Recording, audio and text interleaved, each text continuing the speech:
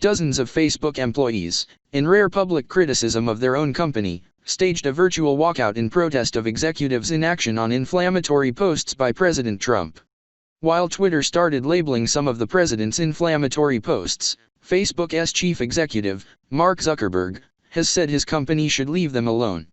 12:31 p.m. East Oakland, California. Dozens of Facebook employees, in rare public criticism on Monday of their own company, protested executives' decision not to do anything about inflammatory posts that President Trump had placed on the giant social media platform over the last week.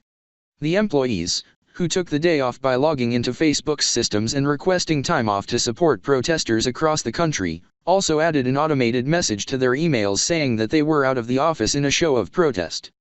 The group is one of many clusters of employees attempting to push back on executives. As of Monday morning, many employees continued to discuss a list of demands for management. The movement, a virtual walkout of sorts since most Facebook employees are working from home because of the coronavirus pandemic, comes as staff members have circulated petitions and threatened to resign. More than a dozen current and former employees have described the unrest as the most serious challenge to Mr. Zuckerberg's leadership since the company was founded 15 years ago. Mr. Zuckerberg has argued on a number of occasions that Facebook should take a hands-off approach to what people post, including lies from elected officials and others in power.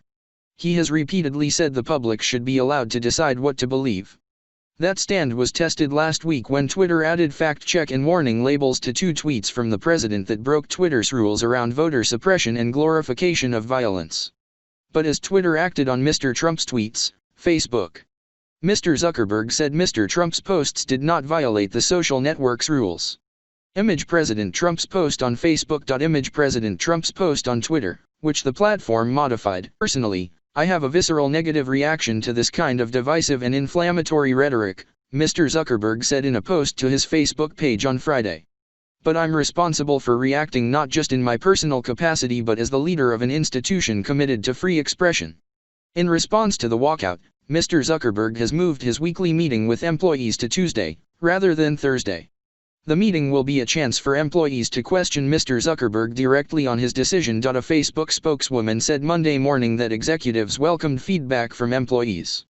We recognize the pain many of our people are feeling right now, especially our Black community, said Liz Bourgeois, the spokeswoman.